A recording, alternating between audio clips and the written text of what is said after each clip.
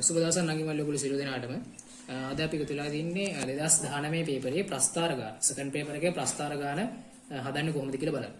අපි යම් ගානට මේ කියනවා x ඍණ 2 ඉඳන් ධන 4 දක්වා x විශාලව සමානයි. ප්‍රාන්තරය තුල y සමානයි x වර්ග ඍණ 2x වර්ගජ ශ්‍රිතයේ.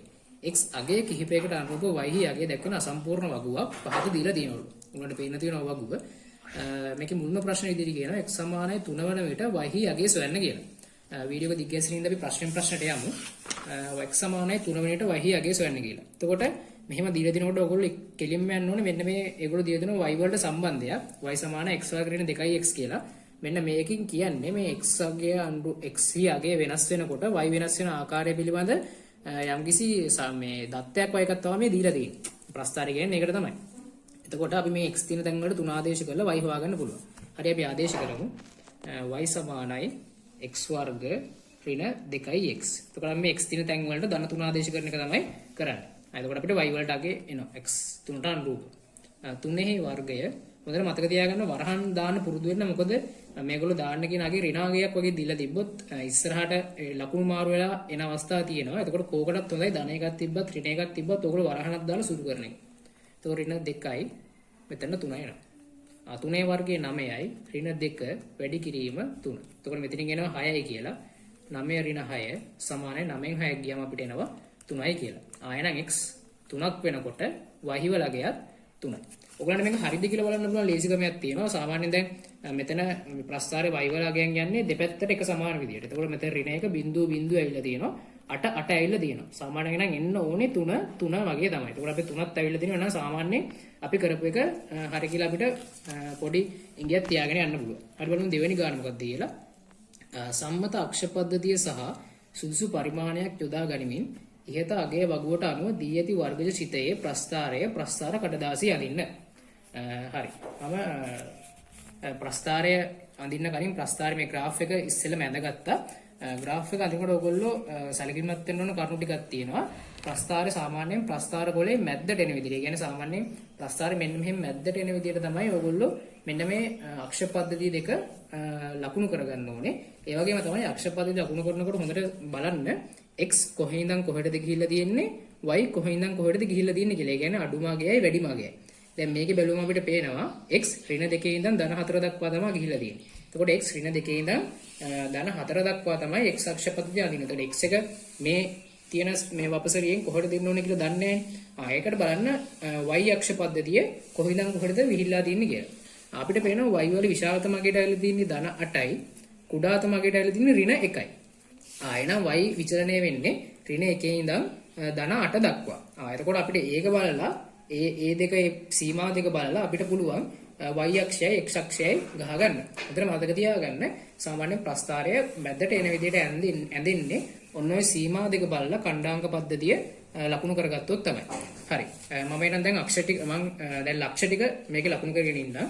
මුලින්ම අපිට තියෙන ලක්ෂය තමයි ඍණ 2 ධන 8. ඍණ 2 ධන 8. x අක්ෂයේ ඍණ 2 y අක්ෂයේ ධන 8 දක්වා යනවා. ඒ කියන්නේ මෙන්න මෙතන. ඊට පස්සේ අපිට තියෙන එක ඍණ 1 ධන 3. ඍණ 1 ධන 3. මෙන්න මෙතන. ඊට පස්සේ බිඳුවේ බිඳුව තියෙනවා. ඊට පස්සේ ධන 1 ඍණ 1 තියෙනවා. ධන 1 ඍණ 1 මෙතන. ධන 1 ඍණ 1. ඊට පස්සේ ධන 2 බිඳුව තියෙනවා. ධන 2 බිඳුව. x අක්ෂයේ ධන 2යි y අක්ෂයේ බිඳුවයි. y අක්ෂයේ බිඳුවයි x අක්ෂයේ ධන 2යි මෙතන. ඊට පස්සේ 3 අපි දැන් හෙව්ව මෙතන ධන 3යි කියලා. ධන 3 ධන 3. මෙතන ධන 3 1යි 2යි 3යි. ධන 3 ධන 3. ඊට පස්සේ අන්තිම එක ධන 4 ධන 8. ධන 4 මෙතන තියෙනවා. ධන 8. මොහොම ගිහිල්ලා මෙන්න මෙතන තමයි එන්නේ. මෙතන තමයි ධන 8 පද්ධතිය. හොඳට මතක තියාගන්න මම ඔයගොල්ලන්ට පේන තමයි පෑනෙන් අඳින්නේ. නැත්තම් ඔයගොල්ලෝ පේපරේදී අඳින්න ඕන අනිවාර්යෙන් පැන්සලෙන්. පේපරේදී අනිවාර්යෙන් අඳින්න ඕනේ පැන්සලෙන්.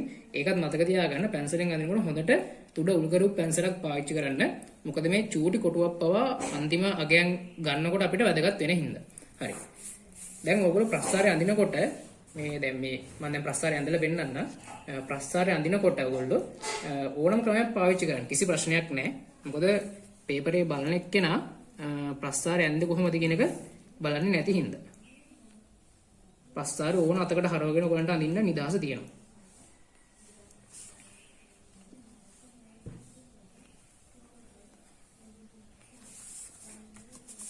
ඒ වගේම තමයි එකම තැන දෙපාරක් පාට කරන්න එහෙම කරන්න යන්න එපා. එක දිගට මෙහෙම ඇඳගෙන යන්න.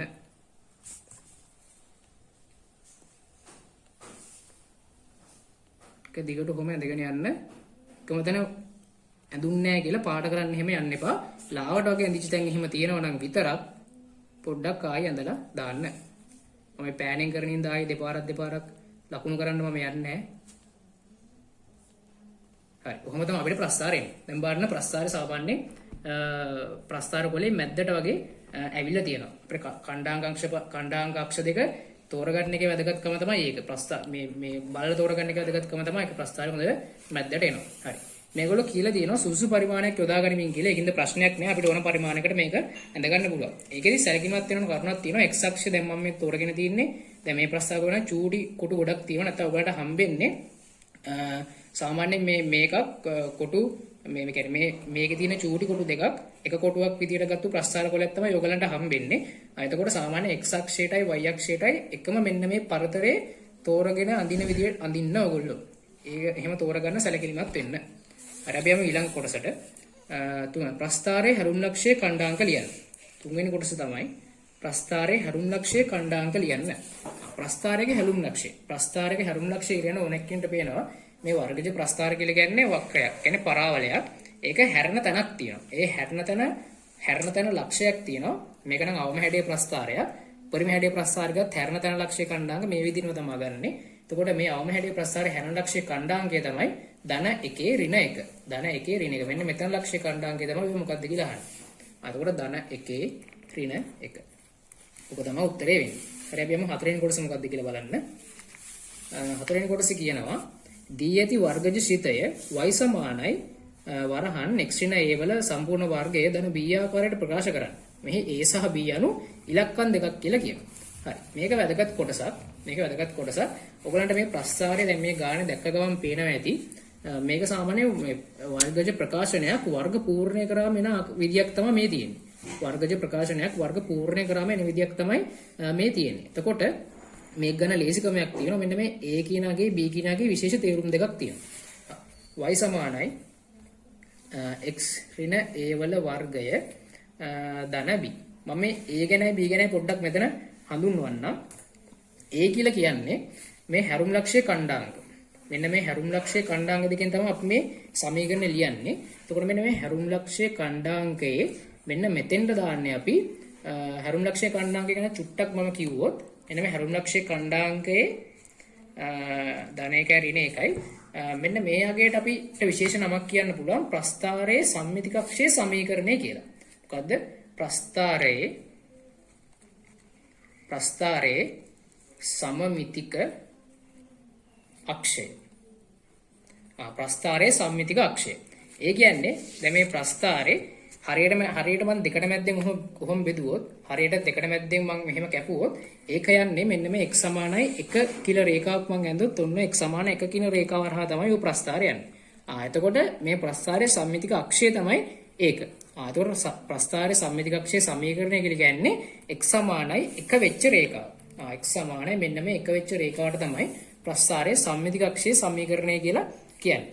මේ හැරුම් ලක්ෂයේ ඛණ්ඩාංකය x අගය කියලා කියන්නේ x ඛණ්ඩාංකය කියලා කියන්නේ toy ප්‍රස්ථාරයේ හැරුම් ලක්ෂයේ ඛණ්ඩාංකය. එතකොට ප්‍රස්ථාරයේ සම්මිතික අක්ෂයේ x වල අගය සම්මිතික අක්ෂයේ සමීකරණය. එතකොට මේ y වල අගය කියන්නේ හැරුම් ලක්ෂයේ ඛණ්ඩාංකයේ y වල අගය හැරුම් ලක්ෂයේ ඛණ්ඩාංකයේ y වල අගයෙන් පෙන්වන්නේ අපිට ප්‍රස්ථාරයේ අවම හෝ උපරිම අගය. ප්‍රස්ථාරයේ අවම හෝ උපරිම අගය. එතකොට මේ ප්‍රස්ථාරයට තියෙන්නේ අවම හැඩයක්. මේ ප්‍රස්ථාරයට තියෙන අවම හැඩයක් නිසා මේ ප්‍රස්ථාරයට තියෙන්නේ අවම අගයක්. එතකොට ප්‍රස්ථාරයක හැරුම් ලක්ෂයේ ඛණ්ඩාංකයේ y ඛණ්ඩාංකයෙන් කියන්නේ ප්‍රස්ථාරයේ අවම හෝ උපරිම අගය. එතකොට මේ ප්‍රස්ථාරයේ තියෙන්නේ අවම අගයක්.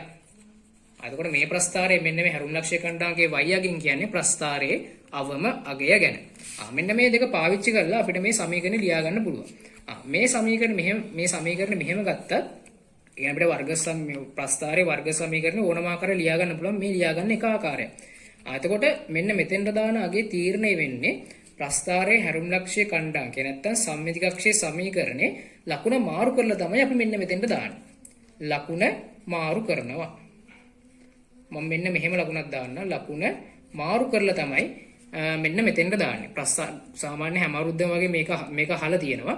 අපිට දීලා තියෙන ප්‍රස්ථාරයේ වර්ග පූර්ණය කරලා මේක ගන්නත් පුළුවන්. නැත්තම් ප්‍රස්ථාරයක හැරුම් ලක්ෂ්‍ය කණ්ඩාංක දන්නවා නම් ප්‍රස්ථාරයක හැරුම් ලක්ෂ්‍ය කණ්ඩාංක දන්නවා නම් අපිට මේ සමීකරණ එකපාර ලියා ගන්න පුළුවන්. ඒ කොහොමද? ප්‍රස්ථාරයේ හැරුම් ලක්ෂ්‍ය කණ්ඩාංකයේ x කණ්ඩාංකය කියන්නේ ප්‍රස්ථාරයේ සම්මිති කක්ෂයේ සමීකරණය. අන්නේ සම්මිති කක්ෂයේ සමීකරණයේ අගය ලකුණ මාරු කරලා. ඒ කියන්නේ මෙතන ඇවිල්ලා තියෙන ධන ඉලක්කමක් නම් ඍණ කරලා මෙතන දානවා. මෙතන ඇවිල්ලා තියෙන ඍණ ඉලක්කමක් නම් ධන කරලා මෙතන දානවා. දැන් මේ ලකුණ ගැන ඕගොල්ලෝ වැඩි සැලකිලිමත් වෙන්න එපා. ලකුණු ගැන වැඩි සැලකිලිමත් වෙන්න එපා.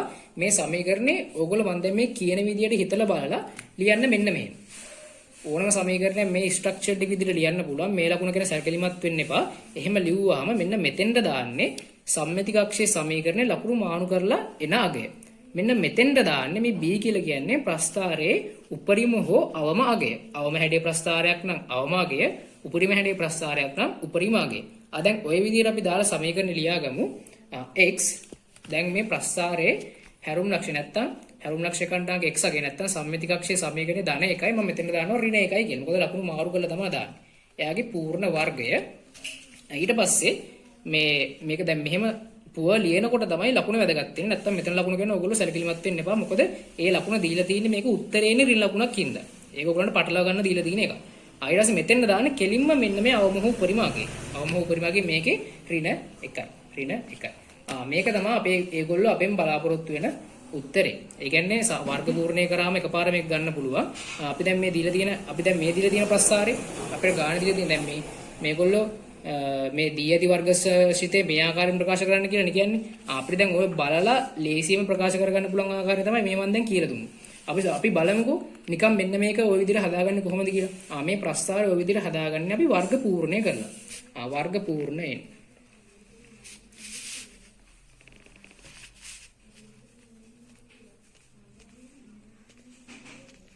y සමානයි x වර්ග ඍණ 2x. මේ වර්ග පූර්ණය කරන්නේ කොහොමද? වර්ගපදයේ සංගුණයක එක වෙලා තියෙන ප්‍රශ්නයක් නැහැ. වරහණක් කැරියා x දැම්මා. මෙතන ලකුණ දැම්මා මෙහෙම. මැද පදයේ දැන් නියත පදයක් නැහැ. බිඳුවක් වෙලා තියෙන්නේ. ඒකින්ද ඒක ගැන හිතන්න යන්න එපා. මැද පදයේ සංගුණකෙන් භාගයක් දානවා මෙතන. දෙකෙන් භාගය කියලා කියන්නේ 1යි. එයාගේ වර්ගයක් දාලා හැමතිස්සෙම මෙතෙන් දාන ඉලක්කම වර්ගයක් අඩු කරනවා. ඔන්න වර්ගයක් අඩු කරනවා. x ඍණ 1 වර්ගය ඍණ 1යි. දැන් මේකෙන් තමයි වර්ග පූර්ණය කරාම එන විදිය. වර්ග පූර්ණය කරාමත් මෙන්න මේ උත්තරේම ඇවිල්ලා දින ඔයගොල්ලන්ට පේනවා ඇති. මේ දෙක මොකද වෙන්නේ? සමාන වෙලා තියෙනවා. මේ දෙක සමාන වෙලා තියෙනවා. ආයෙනම් මේකම වර්ග පූර්ණය කරන්න ඔයගොල්ලෝ දන්නේ නැත්නම් මේ ස්ට්‍රක්චර්ඩ් එකේ විදියටම මේක ලියා ගන්න පුළුවන්. සම්මිති කක්ෂයේ සමීකරණය අගේ දන්නවනම් අවම හෝ උපරිම අගේ දන්නවනම් සම්මිති කක්ෂයේ සමීකරණේ ලකුණ මාරු කරලා මෙතෙන්ට දාලා මෙයා පූර්ණ වර්ගයක් විදිහට වහලා ලියාගෙන අවම හෝ උපරිම අගේ මෙතෙන්ට දැම්මාම ඒගොල්ලෝ දීලා තියෙන මෙන්න මේ ආකාරයේ ප්‍රස්ථාරයේ ශිතය ඒ විදිහට පරිවර්තනය වෙනවා. ඕක තමයි කියලා දෙන්න ඕන කරුණ. ආයක තමයි හතරවෙනි කෑල්ල. අපි අන්තිම කොටස මොකක්ද කියන්නේ ඒගොල්ලෝ කියන්නේ කියලා. අන්තිම කොටස කියනවා y ඍණ 1ත් y විශාලයි ඍණ 1යි කුඩයි හෝ සමානයි 3 ප්‍රාන්තරය තුල ශිතේ වැඩිවන x අගේ ප්‍රාන්තරය ලියන්න. තුල ශිතේ වැඩිවන x අගේ ප්‍රාන්තරය ලියන්න. මේ මොකක්ද කියන්නේ? ප්‍රස්ථාරයෙන් ගමු මේක අපිට. y වල අගේ කියන්නේ මේක. ඒ කියන්නේ y වල අගේ කියලා කියන්නේ මෙන්න මේ මෙතෙන්ට එන අගේවල ටික. මෙතෙන්ට අගේවල් එන්නේ කොහොමද? මේ අපි x වලට මෙතන ඉඳන් මේ කොනේ ඉඳන් මේ කොනට x වලට ගන්න අගයන් මත තමයි y වලට එන අගයන් තීරණය වෙන්නේ. එතකොට y වලට එන දැන් මේගොල්ලෝ සීමාවක් කියනවා ඍණ 1 ඉඳන් ධන 3 දක්වා. ඍණ 1ට වඩා අඩුයි, ඍණ 1ට සමාන නැහැ. y වලට ධන 3ට සමානයි, ධන 3ට වඩා අඩුයි කියලා. අපි එතකොට එහෙම අගයන් ගන්න පුළුවන් x වල අගේ ප්‍රාන්තරය මොකක්ද කියලා තමයි අහන්නේ. ඒ කියන්නේ මේ ප්‍රස්ථාරේ මෙන්න මේ වගුවට මෙන්න මේ වගුවේ y ඍණ 1 ඉඳන් y වලගේ ඍණ 1 ඉඳන් ධන 3ට කුඩා හෝ සමාන දක්වා මෙන්න මේ එන අගයන් එන විදියට එක්ස්ට්‍රා ගන්න පුළුවන් අගයන් මොනවාද කියලා තමයි අහන්නේ. අගේ ප්‍රාන්තරය මොකක්ද කියලා තමයි අහන්නේ. අපිට ඔක ප්‍රස්ථාරයෙන් තමයි ඔක ගන්න පුළුවන්. අපි කරන්නේ y සමානයි ඍණ 1 ඉඳන් ප්‍රශ්නයක් නැහැ. y සමාන ඍණ 1කට වඩා y වල අගයන් කුඩා වෙන්න නම් අනිවාර්යෙන් මෙතනින් x අනිවාර්යෙන් මෙතනින් අපි ඉරක් ගැහුවොත් උඩ ටික තමයි එන්නේ. ආයෙත් අපි කරන්නේ y සමානයි 3 දී මෙන්න මෙහෙම රේඛාවක් ගහගන්න. y සමානයි 3 දී මෙන්න මෙහෙම රේඛාවක් ගහගන්න. y සමානයි 3 දී රේඛාවක් ගහගෙන අපි බලනවා y සමානයි 3 දී ප්‍රස්ථාරයේ කැපෙන තැන් දෙකේ x වල අගයන් මොනවද කියලා. ප්‍රස්ථාරයේ කැපෙන තැන් වල x වල අගයන් කියලා කියන්නේ මෙන්න මෙහෙම කඩිරි දෙකක් අපි ගහගන්නවා x අක්ෂයට වදින විදියට. ඔන්න කඩිරි දෙකක් ගහගන්නවා x අක්ෂයට වදින විදියට. දැන් ඔන්න x අගයන් අපිට අගයන් දෙකක් ආවා x ඍණ 1 ඉඳන් 3 දක්වා කියලා. මේකේ තේරුම මොකද්ද? මේකේ තේරුම මොකද්ද? අපිට y වලට ඍණ 1 ඉඳන් y වලට ඍණ 1 ඉඳන් ධන 3 දක්වා අගයන් ඉන්නේ x වල අගය ඍණ 1 ඉඳන් ධන 3 දක්වා තෝරගත්තොත් විතරයි. y වලට ඍණ 1 ඉඳන් ධන 3 දක්වා අපිට අගයන් එන්නේ මේ ප්‍රාන්තරය ඇතුළතදී අගයන් ඉන්නේ x වලට ඍණ 1 ඉඳන් ධන 3 දක්වා අගයන් තෝරාගත්තොත් විතරයි. එතකොට අපිට y ඍණ 1ක් වෙන්නේ x 1 දී y ධන 3ක් වෙන්නේ මෙන්න මෙතනදී. එතකොට y වලට ධන 3ක් වෙනකොට අපිට x වලට අගයන් දෙකක් ගන්න පුළුවන්. y වලට ධන 3ක් වෙන්නේ x වලට අගයන් දෙකක් ගන්න පුළුවන්. ඒ මොනවාද? ඍණ 1යි ධන 3යි. එහෙනම් මේගොල්ලෝ දීලා තියෙන මෙන්න මේ අසමානතාවට අදාළවම අපිට ඔය ආපු උත්තර දෙක අපි ලියා ගන්න. ඒ කියන්නේ y වලට ඍණ 1ට වඩා කුඩා වෙන්න y වල අගය ඍණ 1ට වඩා විශාල වෙන්න ධන 3ට වඩා සමාන වෙලා අඩු වෙන්නත් x වලට ගන්න පුළුවන්. x ට ගන්න පුළුවන් අගය ප්‍රාන්තරය තමයි x විශාල වෙන්න ඕනේ මෙන්න මේ ඍණ 1ට වඩා ඒ වගේම x කුඩා හෝ සමාන වෙන්න ඕනේ මෙන්න මේ ධන 3ට වඩා. ඕක තමයි ඔන්න ඔය අගය ප්‍රාන්තරය. ඒගොල්ලෝ හරින අගය ප්‍රාන්තරය ගන්නෙ ඔහම තමයි. එතකොට හැම අවුරුද්දෙම ප්‍රස්තාරයට ඇවිදින ඔන්න ඔය මේ කරුණු ටික වටා කරගෙන ප්‍රශ්න ටිකක් තමයි හැම අවුරුද්දෙම අහලා තියෙන්නේ. ඔයගොල්ලෝ ගොඩක් මෙන්න මේ කෑල්ල කරගන්න බැරුණත් ප්‍රශ්නයක් නැහැ වෙලාවත් එක්ක. මෙන්න මේ කොටස සාමාන්‍යයෙන් කරන විදිය පොඩ්ඩක් මතක තියාගන්න. මම හිතනවා මේකෙන් තේරෙන්නේ නැති කියලා ඒක ලියන විදිය. ඔයගලන්ට තේරුම් නැත්නම් පල්ලා කමෙන්ට් බොක්ස් එකේ කමෙන්ට් එකක් දාන්න. මම හිතනවා අද මේ ගාන ඔයගලන්ට තේරෙන්නේ නැති කියලා. ඉතින් තව කට්ටියට බලන්න වීඩියෝ එක ෂෙයා කරන්න. මගේ YouTube channel එක subscribe කරන්න. එහෙනම් ඔයගලන්ට සුබ දවසක්.